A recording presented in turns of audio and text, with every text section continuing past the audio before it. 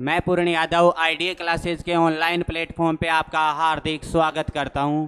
जैसे कि अपन पढ़ रहे थे प्रतिशत, लेकिन आज प्रतिशत से पहले अपन डिस्कस करेंगे मैथ के सिलेबस के बारे में कि कौन कौन से चैप्टर मैथ के अपने यहाँ पे पूछे जाते हैं। रेलवे हो गई या एसएससी जीडी वगैरह हो गई, कोई भी एग्जाम है तो यहाँ पे पहला चैप्टर मैंने लिखा संख्या पद्धति, और कौन सा है, नंबर सिस्टम। नंबर सिस्टम में भी इनके अलग अलग पार्ट किए गए हैं। आपको कई बुकों में दिखेगा दशमलव बिल का अलग से चैप्टर दिया गया होगा, लेकिन वो पार्ट किसका होता है, नंबर सिस्टम का। वहाँ पे पहले संख्याओं का ज्ञान लेंगे, जैसे हो गई आपकी प्राकृत संख्या, पूर्ण संख्या, सम संख्या, विषम संख्या, भाजकता के नियम हो गए, और n प्राकृत संख्याओं का योगफल हो गया, वर्गों का योगफल हो गया, भाज्य हो गई, अभाज्य हो गई, उनका नॉलेज लेंगे संख्याओं में। फिर उसके बाद में आई आपके दशमलव बिन, डेसिमल फ्रैक्शन। उसके अंदर होती है आपकी शांत दशमलव, अशांत दशमलव, अनावर्ती अशांत दशमलव, आवर्ती अशांत दशमलव। उसके अलावा जो आरोही अवरोही क्रम में लिखते हैं, फिर उसके अलावा जोड़, बाकी, गुणा, भाग, ये वाली चीज़ें कौन से करते हैं, दशमलव बिन में। उसके अलावा चला अगला चैप्टर घातांक व करणी, कार्ड्स वाला। घातांक को इंग्लिश में बोलते हैं कार्ड्स, घातांक एंड करणी, जिसमें घात वगैरह आती है ना। मैं बोलता हूँ आधार समान होते हैं तो घातें जुड़ जाती हैं, अगर गुणा में हो तब। अगर डिवाइड में हो तो आधार समान हो तो क्या हो जाती हैं, घातें घट जाती हैं। ऐसी वाली चीज़ें सारी किस में देखनी है, घातांक व करणी में। फिर उसके बाद में आता है आपका सरलीकरण, सिंप्लीफिकेशन, सरलीकरण, जिसमें गुणा, भाग, जोड़, बाकी, बोर्ड, वी बोर्ड मास का नियम सुना होगा आपने। वो वी बोर्ड मास का नियम किस में आता है, सरलीकरण में आता है। यहाँ पे ये भी चीज़ें देखेंगे कि a प्लस बी का होल स्क्वायर क्या होता है, ए क्यूब माइनस बी क्यूब का होल स्क्वायर, मतलब अलजेब्रा की भी कुछ बातें इस सरलीकरण में करने वाले हैं अपन। दूसरा चैप्टर होता है आपका एलसीएम एंड HCF। क्या होता है आपका, एलसीएम एंड HCF। तो एलसीएम के अंदर लेते हैं अपन सर्वनिष्ठ गुणनखंड, यानी सारे के सारे ऑल फैक्टर, और HCF के अंदर लेते हैं अपन कॉमन फैक्टर। ठीक है, कौन से लेते हैं, उभयनिष्ठ कॉमन, वो लेते हैं HCF के अंदर। ये वाला चैप्टर है। उसके आगे आपका आ गया तीसरा चैप्टर अनुपात समानुपात। कौन सा आ गया, अनुपात समानुपात, रेशियो प्रपोर्शनल। इसमें मान लो मैंने बताया है, पहले ये पढ़ा दिया चैप्टर मैंने आप लोगों को। इसमें मैंने बताया अनुपात समानुपात में भी कोई भी धनराशि है वह दो भाइयों के बीच में बंटवारा कर रहा है तो बोल देता है 3:2 में कर रहा है, तो वो रेशियो का हो गया। ठीक है, उसके अलावा बेटा इसी रेशियो के चैप्टर होते हैं, लेकिन यहाँ कोई ना अलग से लिख लेते हैं। चौथा चैप्टर हो गया आपका आयु का, वो भी रेशियो से रिलेटेड ही है। उसके बाद में पांचवा आयु का मतलब हो गया, बोल दे कि 57 वर्ष पहले या 10 वर्ष पहले दो भाइयों की आयु का अनुपात 4:5 था, तो बताओ वर्तमान में उनकी आयु का अनुपात क्या होगा। ये चीजें बोल दी जाए, योग वगैरह दे दिया जाए। ठीक है, उसके बाद में चलता है आपका मिश्रण एलिगेशन, मिक्सर एंड एलिगेशन बोलते हैं इंग्लिश के अंदर। ठीक है, मिश्रण जैसे होता है दो प्रकार की आपकी कोई वस्तु होगी, जैसे मान लो चीनी ले लो, एक 40 रुपए किलो की चीनी है और दूसरी 45 रुपए की किलो की चीनी है। उन दोनों को क्या कर रहा है, मिक्सर कर रहा है, मिला रहा है, और 42 रुपए पर केजी के हिसाब से क्या कर रहा है, सेल कर रहा है। तो बताओ उनको किस रेशियो में मिलाया गया, किस अनुपात में मिलाया गया। उस टाइप के क्वेश्चन आते हैं किसमें, मिश्रण के अंदर। फिर उसके बाद में आता है आपका टाइम एंड वर्क, कार्य व समय। हिंदी के अंदर बोलूँ तो क्या हो जाएगा आपका, कार्य व समय। जैसे बोल देता है राम किसी कार्य को 10 दिन में करता है और श्याम उसी कार्य को 15 दिन में करता है, तो बताओ दोनों मिलकर उस कार्य को कितने दिन में करेंगे। और इसके अलावा आर्मी का स्पेशली सबसे तगड़ा आर्मी में पूछा जाता है MDH एक मसाला आता है, उसके अकॉर्डिंग है कि M होता है आपके आदमियों की संख्या, D होता है आपके दिन, और H होता है आपके घंटे, MDH। ठीक है, ये होता है कार्य व समय में। उसके बाद में कार्य व समय करने के बाद आपका चैप्टर आता है पाइप व टंकी। टंकी को क्या करते हैं बेटा, दो पाइप हो गए, उनसे क्या करते हैं, उसको भरते हैं। वही बात हो गई जैसे राम और श्याम कर रहे थे किसी कार्य को, तो वही बात किस में होगी, पाइप है टंकी में। ये सीक्वेंस वैसे ही है जैसे चैप्टर जुड़ते हुए जाते हैं, ऐसे नहीं है कि पहले ये चैप्टर होगा फिर ये होगा, ये सीक्वेंस वाइज है। ठीक है, यहाँ से पाइप एंड हो गया, फिर उसके बाद में हो गया आपका 8वां चैप्टर, कौन सा हो गया बेटा, चाल, समय व दूरी। क्या हो गया, चाल, समय व दूरी, speed, time and distance, speed, time and distance. Clear है क्या, इतनी बातें नोट डाउन करो एक बार इन चीजों को। सिलेबस सबके पास नोट डाउन होना चाहिए, जैसे जैसे टॉपिक चले वैसे वैसे टिक करते रहना। आपको ये पता होना चाहिए कि टीचर टॉपिक करवा रहा है या नहीं करवा रहा है। हम लोग क्या करते हैं, कभी कभी जल्दबाजी सिलेबस को जल्दी करवाने के लिए कुछ चीज़ें छुड़वा देते हैं इसमें। तो आपको ये सारी चीज़ें पता होनी चाहिए, कहीं ऐसा नहीं हो कि मैं संख्या पद्धति में संख्या पढ़ा करके डायरेक्ट एलसीएम एचसीएफ पे पहुंच जाऊं। समझ रहे हो ना मेरी बात को, तो टॉपिक आपको क्लियर होने चाहिए सारे। चलो आगे, अगला चैप्टर है 9वां, रेलगाड़ी। करवाएं क्या रेलगाड़ी से रिलेटेड क्वेश्चन। ठीक है, ट्रेन, जैसे मान लो ट्रेन जयपुर से दिल्ली जा रही है 54 किलोमीटर पर आवर की स्पीड से, तो बताओ वो मीटर सेकंड में कितने की स्पीड से गया, इस प्रकार के क्वेश्चन आएंगे। कितनी देर में पहुंचा वहां पे, तो ये ट्रेन से रिलेटेड हो गए रेलगाड़ी। 10वां चैप्टर है आपका नाव व धारा, बोट एंड स्ट्रीम। इंग्लिश में क्या बोलते हैं, बोट एंड स्ट्रीम।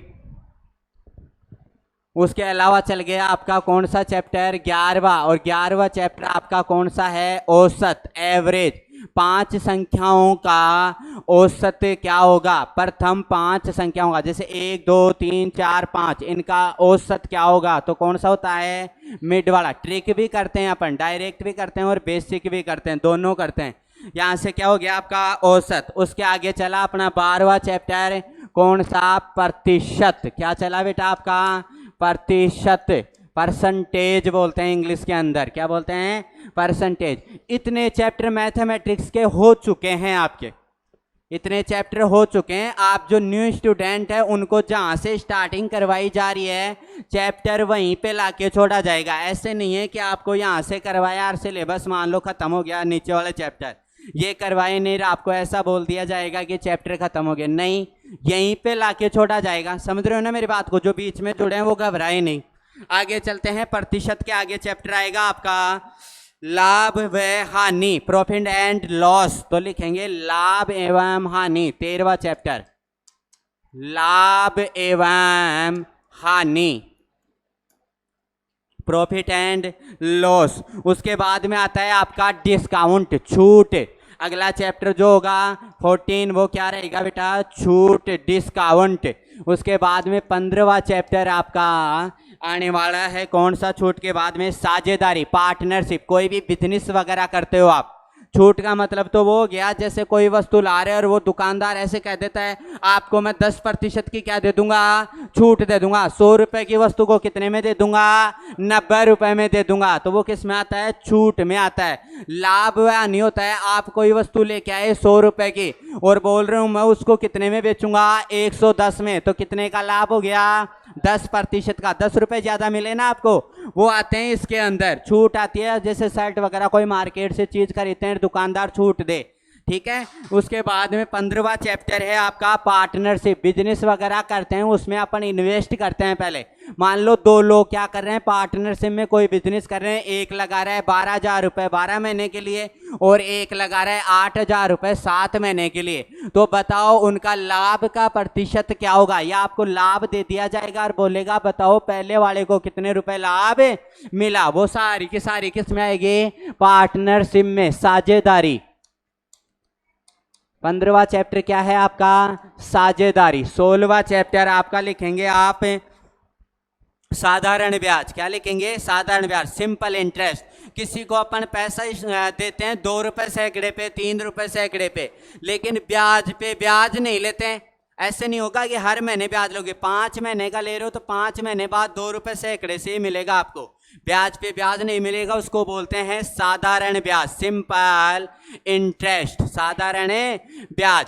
अगला है आपका चक्रवर्ती ब्याज, 17वां चैप्टर है आपका चक्रवर्ती, कंपाउंड इंटरेस्ट। चक्रवर्ती ब्याज मतलब होता है इस पे ब्याज पे भी ब्याज मिलता है, हर महीने जो आपको ब्याज मिला उसका भी अगले महीने में क्या मिलना स्टार्ट हो जाता है, इंटरेस्ट, ब्याज मिलना क्या हो जाता है, स्टार्ट हो जाता है, उसको बोलते हैं चक्रवर्ती। और ब्याज नहीं मिलता, केवल सीधा सा मूल राशि पे ही मिलता है, उसको बोलते हैं साधारण ब्याज। अगला लिखेंगे क्षेत्रमिति, एडवांस में जा रहा हूं अब मैं, अर्थमेटिक यहीं पे खत्म करता हूं, अब जा रहा हूं मैं एडवांस में, एंट्री मार रहा हूं। एडवांस है अगला क्षेत्रमिति, मैन्योरिज्म, मैन्योरिज्म क्या बोलते हैं, क्षेत्रमिति, ठीक है। उसको क्या होता है इसमें जैसे आएगा कि बताओ एक त्रिभुज का क्षेत्रफल, तीनों भुजाएं दे दी जाएगी, बोलेगा क्षेत्रफल क्या होगा, ठीक है। मान लो 2 भुजाएं दे दे, बोल दे 90 डिग्री का त्रिभुज है, तो बताओ क्षेत्रफल क्या होगा, वर्ग का क्षेत्रफल क्या होगा, बेलन का क्षेत्रफल क्या होगा, वो सारी आती है इसके अंदर। अगला आएगा आपके चैप्टर बीज गणित, देखो आयतन भी मैं इसी में पढ़ाऊंगा साथ के साथ, है ना। इसके अलावा पहले 19वां चैप्टर लिख लो आप, ज्यामिति, ज्योमेट्री, इंग्लिश में बोलते हैं ज्योमेट्री। आपको मान लो वर्त दे दिया जाए, वर्त के अंदर भी क्या होता है, एंगल फाइंड आउट करना है, बोलता है जीवा को दूसरी क्या काट रही है, एक डायगोनल काट रही है, व्यास काट रहा है कर्ष को, ठीक है, जीवा को, तो बताओ कितने डिग्री का एंगल बनेगा। या आपको 2 भुजाओं की लंबाई दे देगा और बोलेगा बताओ इसके तीसरी भुजा की लंबाई क्या होगी, तो वहां पे नियम पता होने चाहिए। जैसे अपने लगता है सास का नियम, साइड एंगल साइड बराबर करके समरूप करते हैं, सर्वांक्षम करते हैं, वो किस में आते हैं, ज्यामिति के अंदर आते हैं। अगला 20वां चैप्टर है आपका कौन सा, बीज गणित, जिसको एलजेब्रा बोलते हैं। जैसे आता है ना गणित, बीज गणित, एलजेब्रा, जैसे आता है x + 1/x की वैल्यू कितनी है, 4 है, तो बताओ x² + 1/x² की वैल्यू क्या होगी। यानी जितने भी x y z a b ये आते हैं वो बीज गणित किस में आती है, 20वें चैप्टर में। क्लियर है इतनी बात। उसके आगे लिखो आप त्रिकोणमिति, 21वां चैप्टर आपका क्या हो जाएगा, त्रिकोणमिति। अरे ये थीटा वाला आता है क्या, ठीक है, थीटा वाला, साइन थीटा, कोस थीटा, ये सारे आते हैं त्रिकोणमिति में।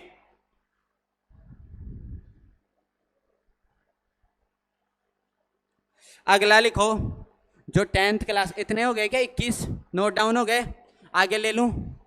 अगला 22वां चैप्टर जो 10th क्लास में अपने चलता है, निर्देशांक ज्यामिति, अपने इसमें आता है वो, एसएससी जीडी में नहीं आएगा, निर्देशांक ज्यामिति,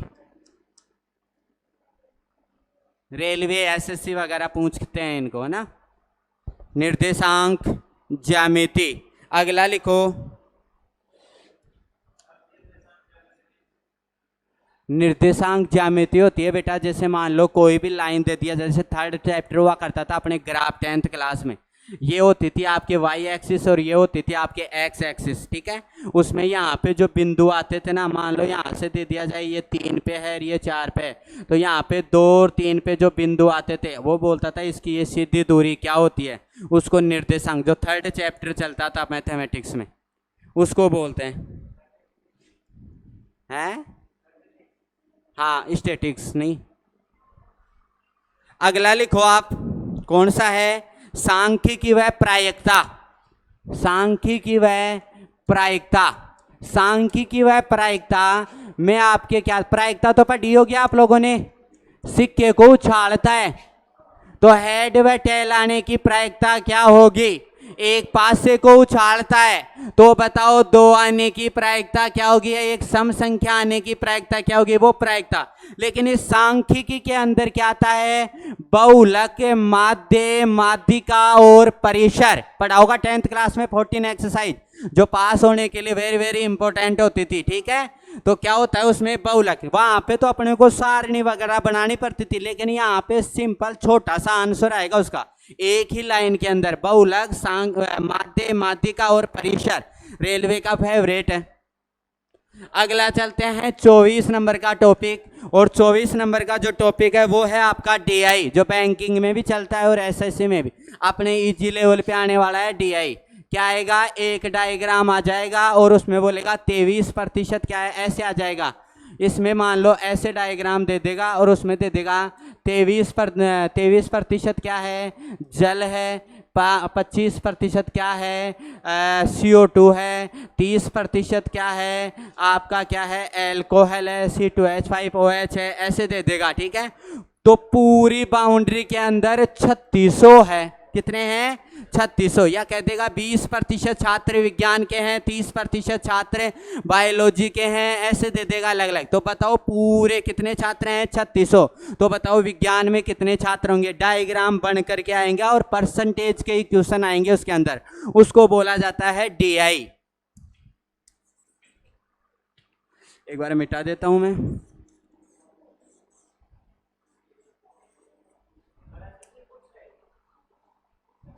क्या, एसएससी में भी पूछा जाता है ये। ठीक है, अगला बस कितने हो गए थे, 24 चैप्टर हो गए ना। ये 24 चैप्टर आपके हैं। मैथमेटिक्स में कितने चैप्टर हैं टोटल, 24 चैप्टर हैं। नोट डाउन कर ही लिए होंगे। अब चलते हैं अपने टॉपिक पे, प्रतिशत, परसेंटेज।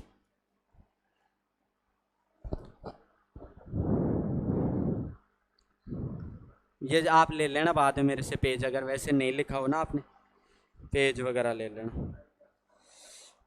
लिखो, प्रतिशत के अंदर लिखेंगे आप। चैप्टर आपका चल रहा था प्रतिशत और क्लास चल रही थी आपकी इसकी फोर्थ। कौन सी क्लास थी, फोर्थ क्लास थी। और अपन ने पहले नॉर्मल क्वेश्चन देखे 2 क्लासों में, तीसरी क्लास में अपन ने जनसंख्या से रिलेटेड देखे। आज देखते हैं परीक्षा में विद्यार्थी बैठते हैं तो बोल देता है कि एक विद्यार्थी उत्तीर्ण होने के लिए 45% अंक प्राप्त करता है और उत्तीर्ण होने के लिए 10 अंक क्या पड़ जाते हैं, कम पड़ जाते हैं। और दूसरा विद्यार्थी है वो मान लो 50% अंक प्राप्त करता है और वो पास होने से या उत्तीर्ण होने से कितने अंक ज्यादा लाता है, 20 अंक ज्यादा ले आता है। तो वो सारे क्वेश्चन किस में आएंगे, इसमें। तो लिख लेंगे टाइप का नाम, परीक्षा में उत्तीर्ण टाइप का नाम है ये।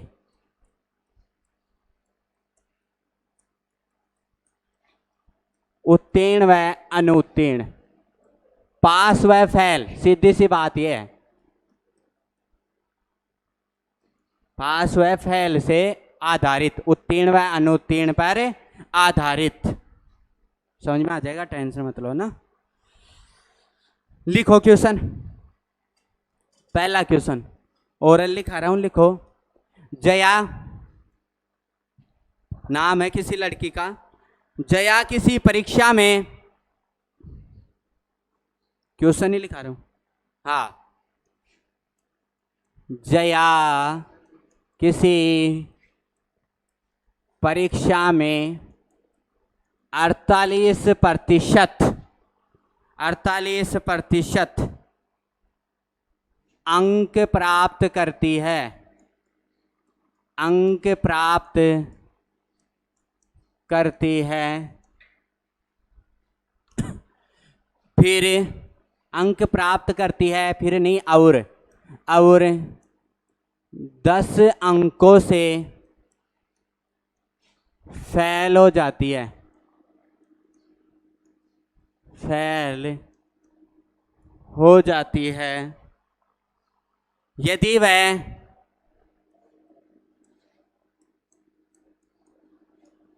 वह 52%, 52%, 52% अंक प्राप्त करती है, अंक प्राप्त करती है, तो परीक्षा में उत्तीर्ण होने से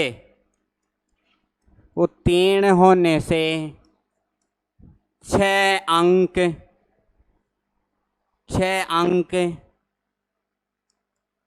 अधिक प्राप्त होते हैं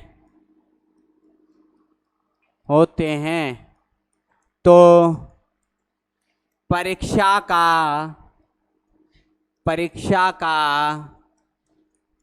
पूर्णांक क्या होगा? परीक्षा का पूर्णांक क्या होगा? 400। देखो जिन बच्चों का नहीं है वो आराम से देखेंगे। कंपेयर करा रहे हैं क्या 2 बार में। पहला क्या बोल रहा है, जया किसी परीक्षा में कितने प्रतिशत सॉल्यूशन है इसका, कितने प्रतिशत अंक प्राप्त कर रही है। अंक कितने होते हैं टोटल? 100% होते हैं क्या? 100% होते हैं। 100 में से जया ने 48% अंक प्राप्त किए। क्वेश्चन बोल रहा है कितने किए? 48। लेकिन वो कितने नंबरों से फेल हो गई?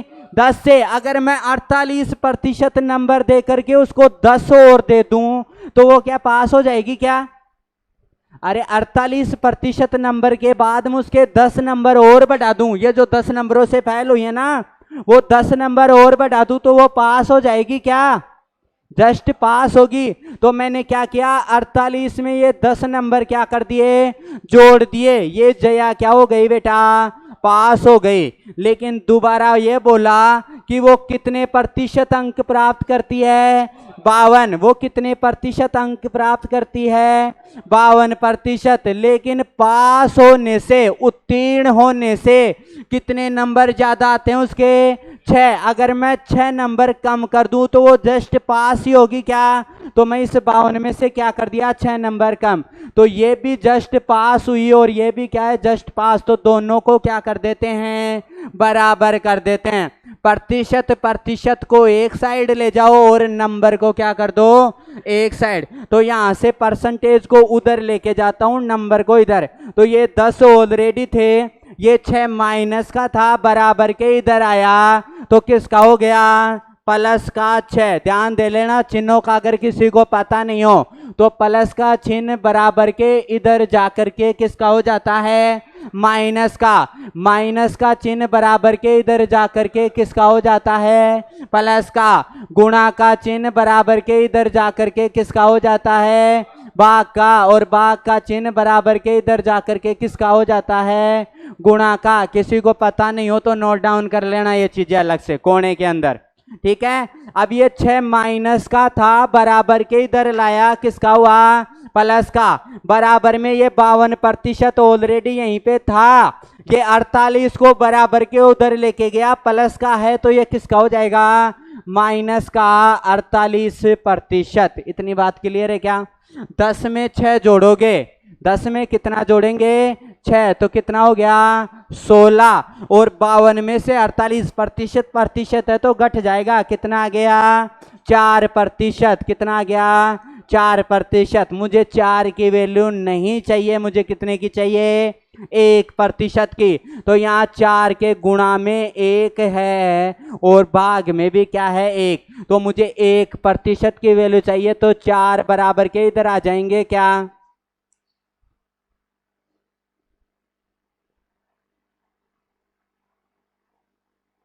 4 बराबर के इधर आ जाएंगे क्या? तो 1% की वैल्यू क्या हो जाएगी? 16/4 हो गई। 1% की वैल्यू लाएंगे तो 4 चौक 16। कितनी आ गई 1% की वैल्यू? 4। कितनी आ गई? 1। किसी परीक्षा का पूर्णांक क्या होगा? पूर्णांक हमेशा 100% होता है क्या? 100% होता है। तो 1% की वैल्यू कितनी है? 4। 100% की वैल्यू चाहिए तो 1 के गुणा में 100 आया, तो 4 के गुणा में भी क्या जाएगा? 100। बराबर कितना हो गया? 400। पूर्णांक, उस परीक्षा का पूर्णांक कितना है? 400 है। क्लियर है क्या बात? ठीक है, करो नोट डाउन। समझ में आया? नोट डाउन करो जल्दी से।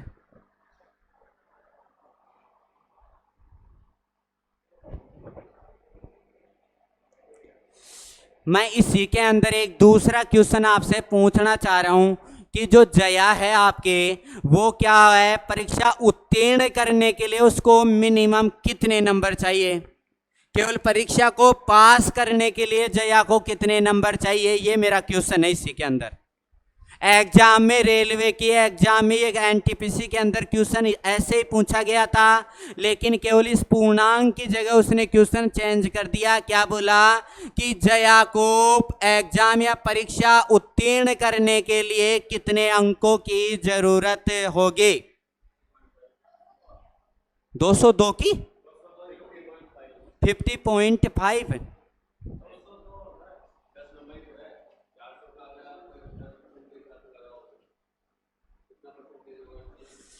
ये देखो सर, ये क्या है, एग्जाम को पास करने के लिए चाहिए क्या? मात्र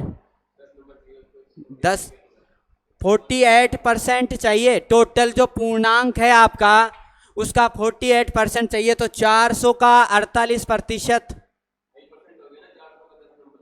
हाँ, 10 नंबर कितना हो गया? नंबर पूछे हैं सर, अंक पूछे हैं, प्रतिशत के अंदर नहीं पूछा क्वेश्चन को, ठीक है। प्रतिशत के अंदर आपका सही है, लेकिन अंक पूछा है, तो यहां से क्या आएगा? 10 नंबर तो सीधे आ गए, और प्लस 400 का क्या कर दोगे आप? 48%। तो 48 बटे में 100, 2 जीरो से 2 जीरो चलेगी, 48 को 4 से गुणा करेंगे तो कितना आता है? 192। और 192 में कितना जुड़ जाएगा? 10 जुड़ जाएगा, तो कितना आ जाएगा आपका? 202 नंबर। यानी जया को पास होने के लिए कितने चाहिए? 192 प्लस 10 बराबर 202। कितने नंबर चाहिए टोटल? 209। अगर प्रतिशत में बात करें तो जैसे फौजी साहब ने कहा कितने नंबर चाहिए, कितने प्रतिशत चाहिए? 50.5%।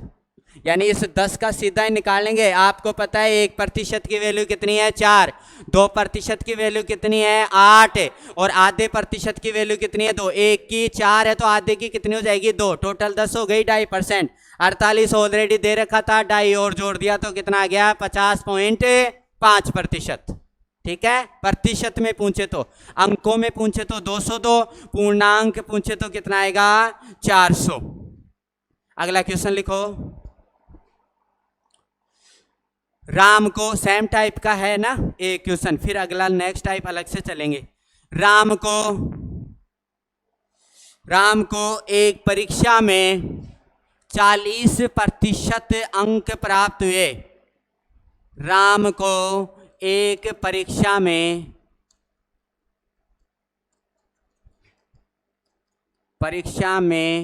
40% अंक प्राप्त हुए और वह 20 अंकों से अनुत्तीर्ण हो गया। अनुत्तीर्ण का मतलब फेल हो गया। और वह 20 अंकों से अनुत्तीर्ण हो गया।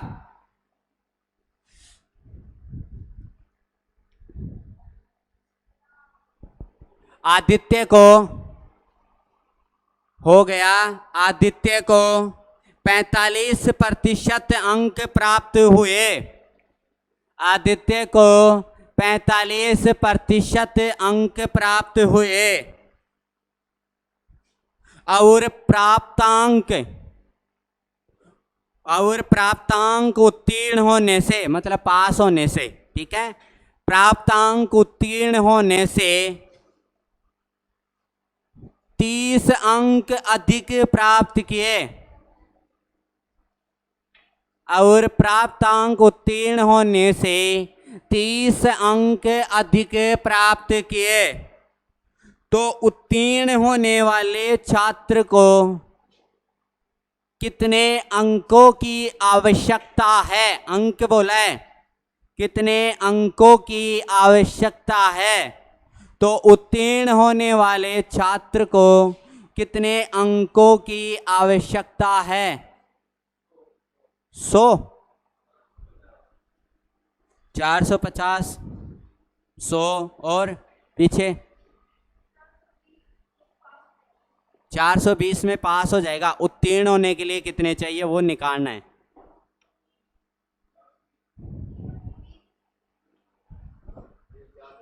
$420। मुझे ये बताओ आप लोग, पहले कितने अंक प्राप्त हो रहे थे? एक को, राम को 40% अंक प्राप्त हो रहे थे, लेकिन वो कितने से फेल हो गया? 20 नंबर से फेल हो गया। तो 20 जोड़ दूं तो ये पास हो जाएगा क्या? और अगला कितने नंबर कितने प्रतिशत है? 45% अंक प्राप्त करा था, लेकिन वो पास होने से कितने नंबर ज्यादा ले आया?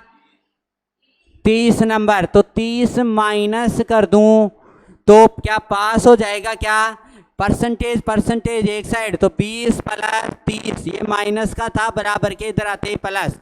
ये 45% था, ये प्लस का है, माइनस का हो गया। घटाया कितना? 5%। जोड़ा कितना? 50। 1% की चाहिए तो 5 कहाँ चला जाएगा? बट्टे में। तो कितना आ गया बेटा? 1% की वैल्यू कितनी आ गई? 10 आ गई। कितनी आ गई? 10। आपको कितने प्रतिशत की वैल्यू चाहिए? या तो इधर से निकाल लो या इधर से, एज योर विश, जैसी आपकी इच्छा है। तो यहां से निकालेंगे। 1% की वैल्यू 10, तो 40 की कितनी हो जाएगी? सीधा ही कर दूं, कितनी हो गई? 400। प्लस में कितना और जोड़ना है? 20। तो उस राम को या आदित्य को जस्ट पास होने के लिए कितने नंबरों की आवश्यकता है? 420 नंबर की क्या है? आवश्यकता। अगर यही बात पूछ ले कितने प्रतिशत की आवश्यकता है, तो 42। 1% की वैल्यू 10, 40 ऑलरेडी था, 20 नंबर थे, तो 1 की 10, तो 2 की कितनी हो गई? 20। 40 और 2 कितना हो गया? 42% में वो क्या हो जाता? पास हो जाता। Next question. टाइम देखते रहना, रीजनिंग भी स्टार्ट करनी है आपकी,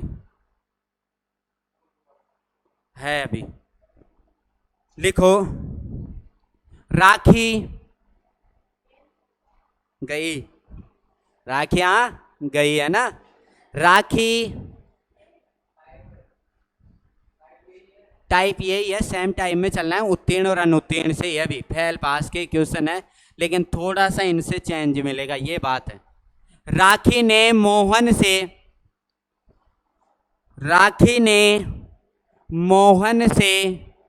12 अंक अधिक प्राप्त किए। राखी ने मोहन से 12 अंक अधिक प्राप्त किए।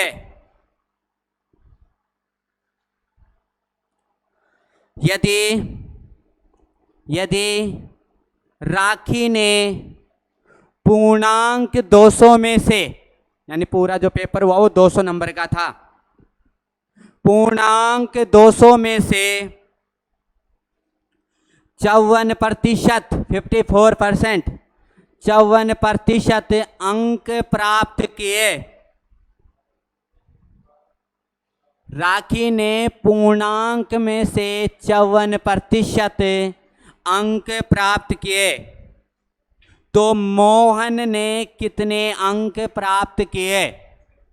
दोबारा से क्वेश्चन को सुन लेना। राखी ने, देखो क्वेश्चन नोट डाउन किया करो, बाद में वही काम होगा। किसी ने आपके नोट्स चेक कर लिए, नोट्स प्रॉपर नहीं हुए तो फिर गलत हो जाएगा।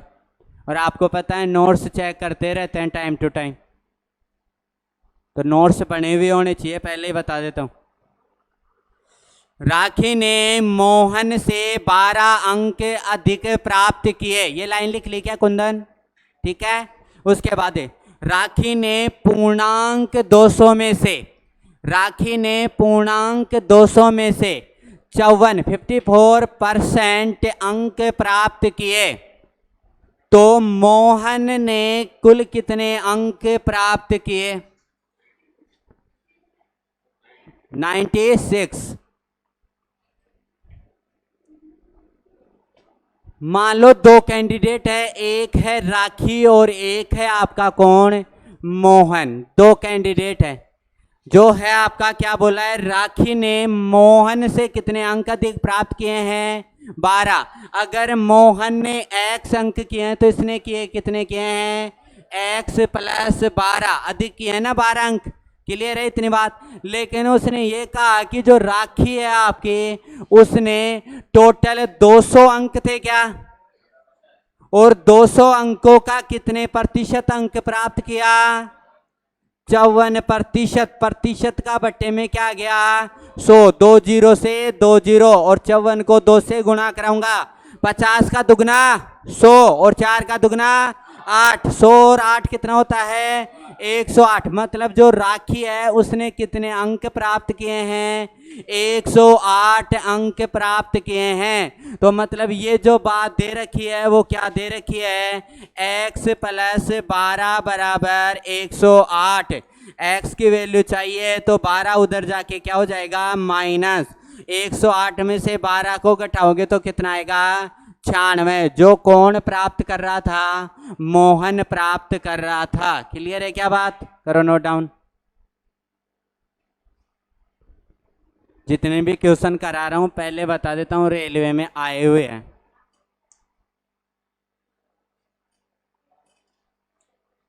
चाहे आप SI देना, NTPC देना, JE देना, ALP देना, D ग्रुप देना, जो भी देना है सब कुछ दे सकते हो।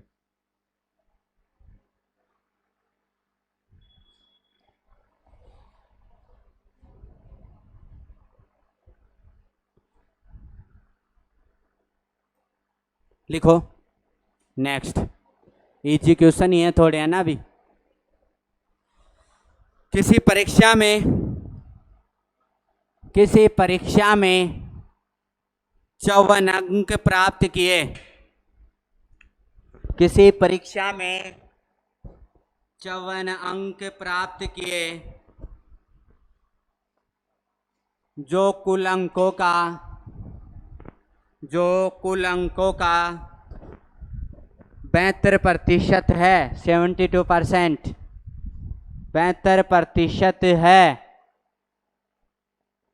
तो उस परीक्षा का पूर्णांक क्या होगा? तो उस परीक्षा का पूर्णांक क्या होगा?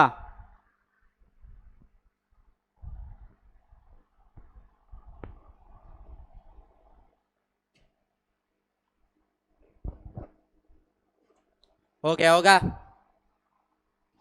कितना आया?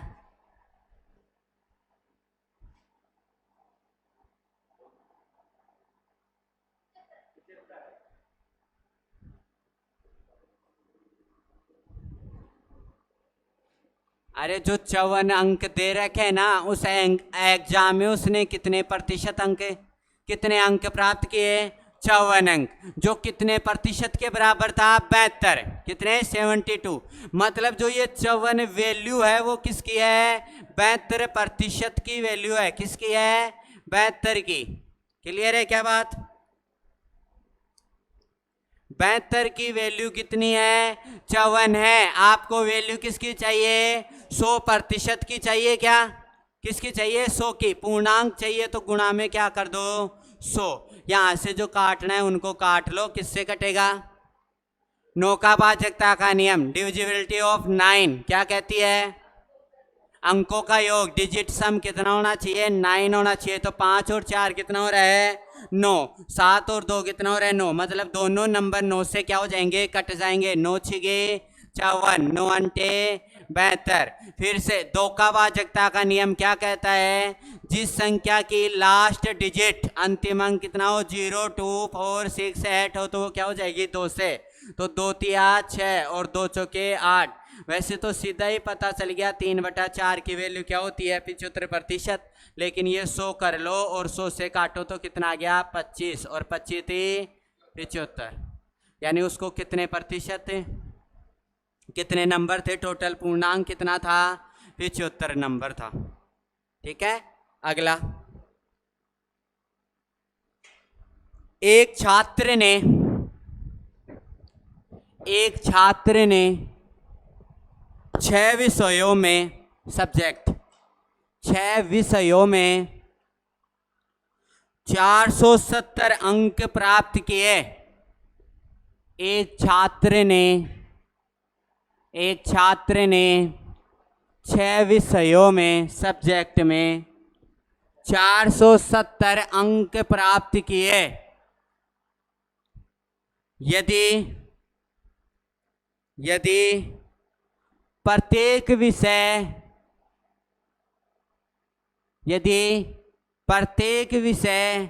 का पूर्णांक 100 है, 100 है, तो उस छात्र के अंकों का प्रतिशत क्या होगा? तो उस छात्र के अंकों का प्रतिशत क्या होगा?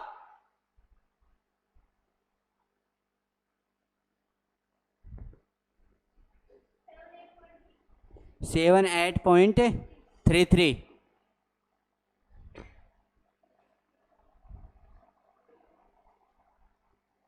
मुझे ये बताओ आप लोग, एक विषय का जो पूर्णांक था वो कितना था बेटा? 100 था।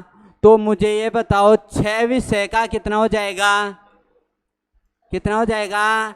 6 गुणा में 100 बराबर कितना हो गया? 600। टोटल नंबर 600 में से आए। कितने में से आए? 600 में से। और उस छात्र के 600 में से कितने नंबर आए बेटा? 470। किस में से? 600 में से। और प्रतिशत के अंदर लाना है तो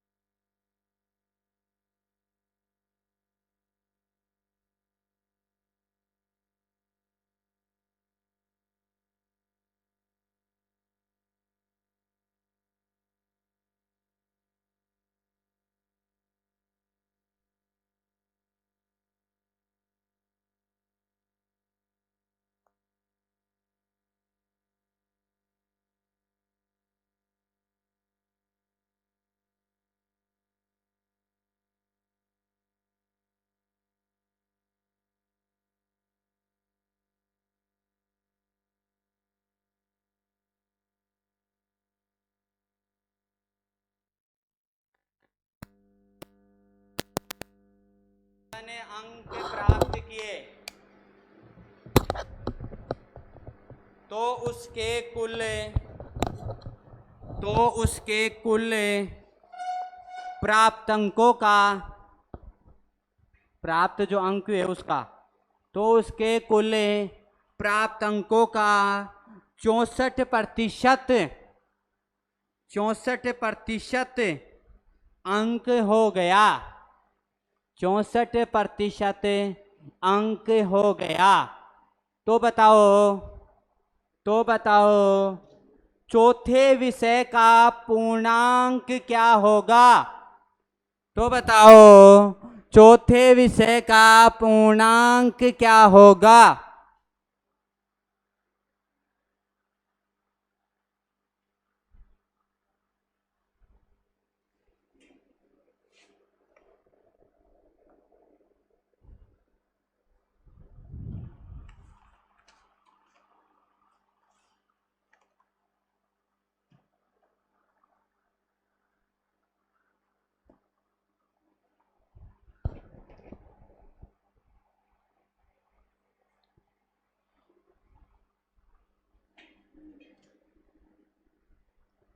हो गया?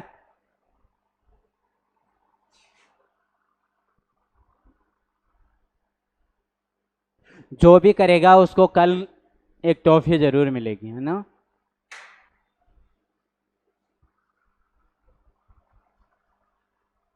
नहीं हुआ?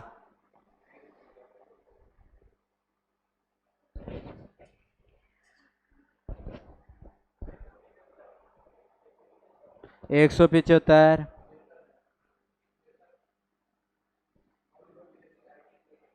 76, 175 एक 76, 75।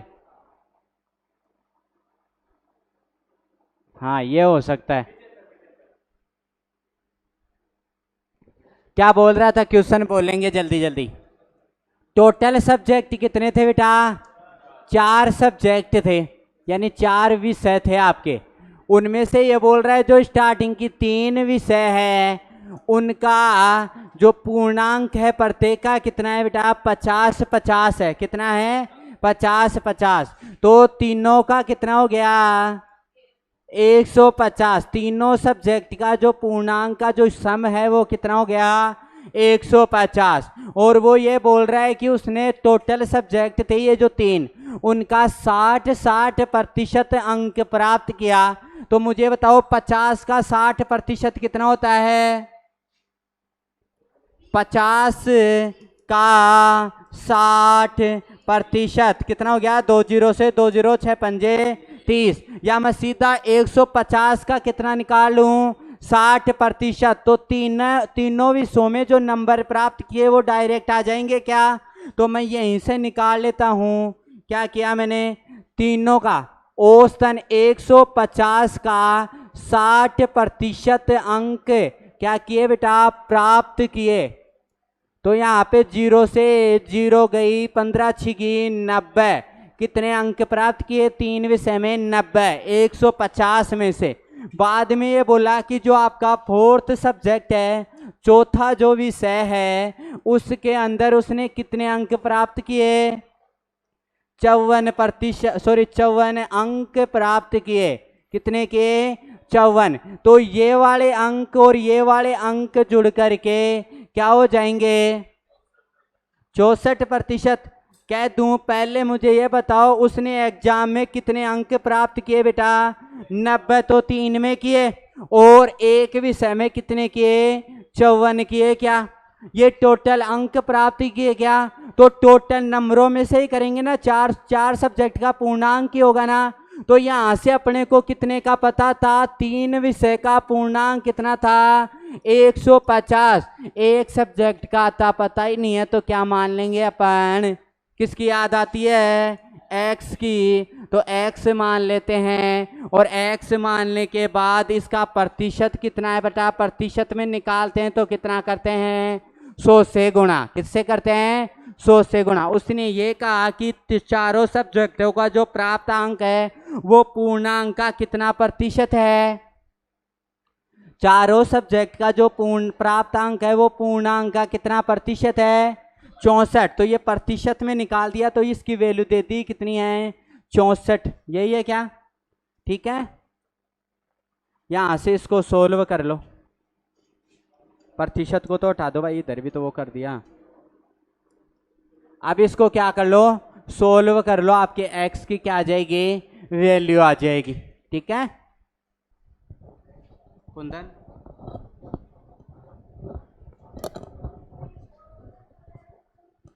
क्वेश्चन बोला है बेटा कि सभी सब्जेक्ट का है ना प्रत्येक का 60-60% प्राप्त कर रहा है वो। एक सब्जेक्ट का अंक था 50, ठीक है, दूसरे का भी 50, तीसरे का भी 50, सब में 60-60% अंक। तो औसत हो गया ना, औसत सिंगल